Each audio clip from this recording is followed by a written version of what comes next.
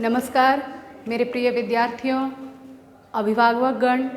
आशा है आप सभी अपने घर में कुशल मंगल हैं। हम सभी जानते हैं कि चारों ओर महामारी फैली हुई है, वातावरण अस्त व्यस्त सा हो गया है, लेकिन फिर भी शिक्षा एक ऐसी प्रक्रिया है जो सदा जारी रहनी चाहिए। इसलिए हमारे विद्यालय बर्डवान मॉडल स्कूल ने ये अभिनव सी एक प्रक्रिया चालू की है ई लर्निंग की, जिसके माध्यम से हम अपने पठन पाठन को घरों में सुरक्षित रख के ही जारी रख सकते हैं। तो चलिए ज़्यादा समय ना गवा के हम अपने पढ़ाई पर ध्यान दें। तो विद्यार्थियों, आप लोगों को जैसे कि पता है कि आप लोग अभी कक्षा 5वीं में आ गए हैं। तो अभी आप लोगों का जो पुस्तक है उसका नाम है रिमझिम। इस रिमझिम पुस्तक के माध्यम से हम अपनी कक्षा प्रारंभ करेंगे। रिमझिम पुस्तक में हमारा जो पहला प्रकरण है उसका नाम है राख की रस्सी। अभी राख की रस्सी सुनते ही आपके दिमाग में शायद बहुत सारी बातें आ रही होंगी कि राख से भला रस्सी कैसे बन सकती है। राख तो एक एक उड़ने वाली चीज़ है, वो रस्सी भी बन सकती है, रस्सी में हम उसको पिरो सकते हैं, ये मुमकिन है। लेकिन इतना कुछ सोचने की ज़रूरत नहीं है। चलिए देखते हैं यहाँ पर राख की रस्सी में क्या बताया गया है, क्या कोई रहस्य है। चलिए, वैसे देखिए, किसी भी विषय को जानने के लिए, पढ़ने के लिए सबसे पहले उसके बारे में थोड़ा जान लेना ज़रूरी होता है।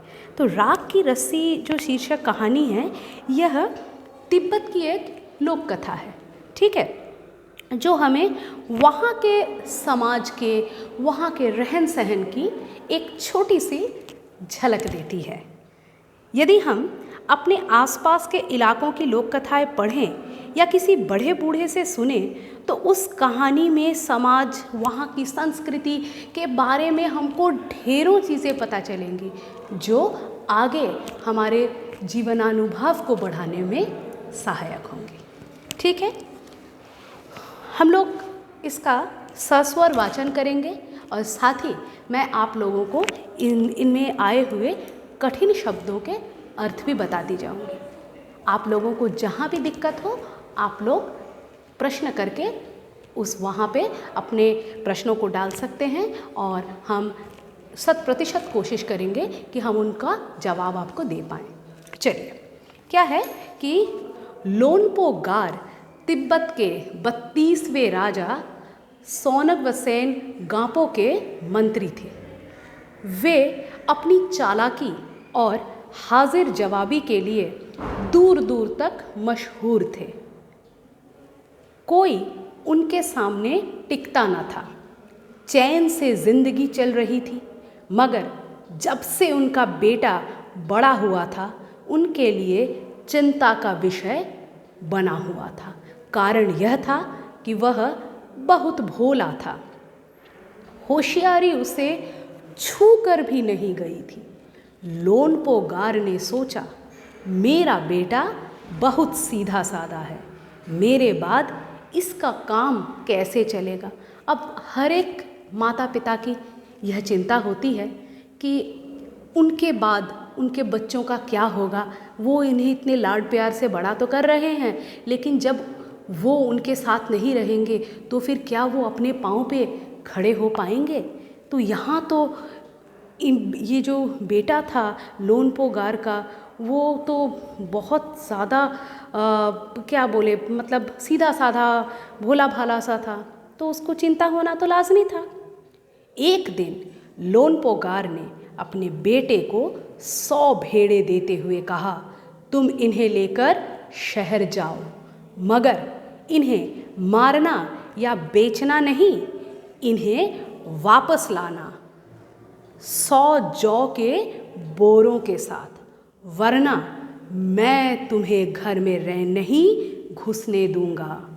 इसके बाद उन्होंने बेटे को शहर की तरफ रवाना किया। क्या हुआ कि लोनपोगार को लगा कि अपने बेटे को धीरे धीरे थोड़ी थोड़ी जिम्मेदारियां दे के देखते हैं। यदि हम उन्हें जिम्मेदारी देंगे तभी वो अपने पाँव को धरती पे अपने आप जमाने की क्षमता रख पाएंगे। इसलिए लोनपोगार ने अपने बेटे को एक दिन 100 भेड़ों की जिम्मेदारी दी, ठीक है, और बोला कि जब तुम इनको तो ले तो जाओगे शहर में, और वापस लाते वक्त तुम क्या करोगे, इनके ऊपर 100 जौ, हम जब आपको कठिन शब्दों का मतलब बताएंगे तब हम आपको सारा लिखवा देंगे, इसलिए आप लोग चिंता ना करें। जौ के बोरों के साथ उनको वापस लाएगा, ना मारेगा भेड़ों को और ना बेचेगा, और साथ में थोड़ी सख्ती भी दिखाई जिससे कि बेटा डर के मारे समझदार हो जाए। बोला कि तुम अगर ये काम सही सही कर कर घर वापस आए तो ठीक, नहीं तो मैं तुम्हें घर में घुसने नहीं दूंगा।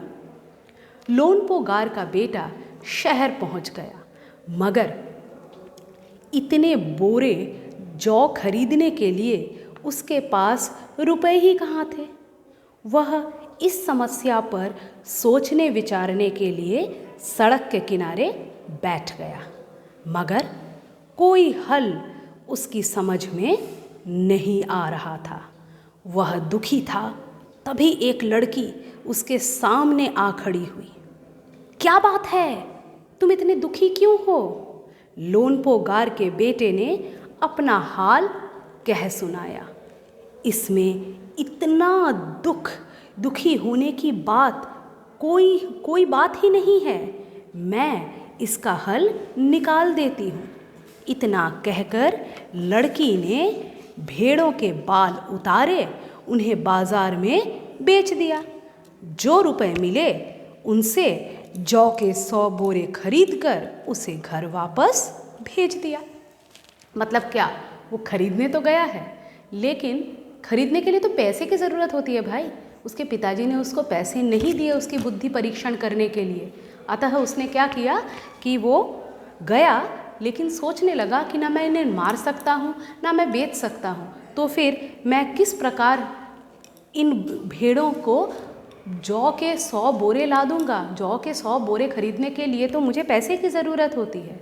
तो जब वो दुखी होकर बैठा था तभी एक लड़की आती है और उसे इसका समाधान बताती है, हल बताती है, समाधान बताती है। क्या बताती है कि हम इसके जो भेड़ के जो बाल हैं इनको उतार कर बेच देते हैं। आप सबों को पता ही है, आप लोग विज्ञान में पढ़ते भी हैं कि भेड़ों के बाल से हम लोग स्वेटर आदि बनाते हैं, ठीक है, और भी ये काफ़ी काम में आते हैं। तो फिर क्या हुआ कि भेड़ के बाल तो काफ़ी महंगे होते हैं, उसने भेड़ के बालों को बेच दिया, उससे उसको पैसे मिले और उस पैसे से उसने जौ के बोरे खरीदे और उनको खरीद कर जैसे उसके पिता ने कहा था ठीक वैसे ही वापस भेज दिया। लोनपोगार के बेटे को लगा कि उसके पिता बहुत खुश होंगे।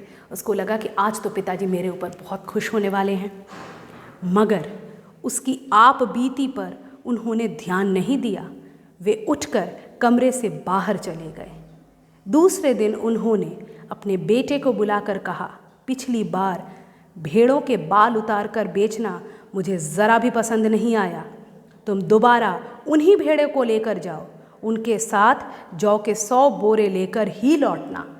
अब उस दिन उसके पिताजी ने उसे कुछ कहा नहीं, उसकी आप बीती पूछा भी नहीं, लेकिन क्या हुआ कि दूसरे दिन उसके पिता ने उसे कहा कि देखो, जो तुमने किया था कि वो जौ के जो बोरे थे तुम भेड़ के बाल उतरवा के लाए थे, वो मुझे अच्छा नहीं लगा था, इसलिए इस बार तुम ऐसा तो कुछ ना करोगे और तुम क्या करोगे कि जौ के बोरों को तो तुम लाओगे लेकिन भेड़ों के बाल नहीं उतरवाओगे, ठीक है। एक बार फिर निराश लोनपोगार का बेटा शहर में उसी जगह जा बैठा। न जाने क्यों उसे यकीन था कि वह लड़की उसकी मदद के लिए ज़रूर आएगी, और हुआ भी कुछ ऐसा ही। वह लड़की आई, उससे उसने अपनी मुश्किल कह सुनाई, अब तो बिना जौ के 100 बोरों के मेरे पिता मुझे घर में नहीं घुसने देंगे। लड़की सोचकर बोली, एक तरीका है। उसने भेड़ों के सींग काट लिए, उन्हें बेचकर जो रुपए मिले उससे 100 बोरे जौ खरीदे। बोरे लोनपोगार के बेटे को सौंपकर लड़की ने उसे घर भेज दिया। अब क्या हुआ कि फिर दूसरे दिन वो दुखी होकर उदास बैठा था, लेकिन अब न जाने उसके मन में एक विश्वास सा था कि आज भी वो लड़की ज़रूर आएगी और उसका मसीहा बनकर उसके समस्या का समाधान करेगी। हालांकि उस लड़की का नाम पता उसके पास कुछ भी नहीं था, लेकिन फिर भी मन में एक विश्वास सा था। तो उसी विश्वास के चलते वो बैठा था और वो लड़की वहाँ आती है और उससे मिलती है, और इस बार भी वो उसको एक राह बताती है। क्या राह बताती है कि वो भेड़ों की सींग को काट कर उसे बेचती है और उसके साथ फिर से उन्हीं पैसों से जौ के 100 बोरे खरीद कर उसे घर भेज देती है।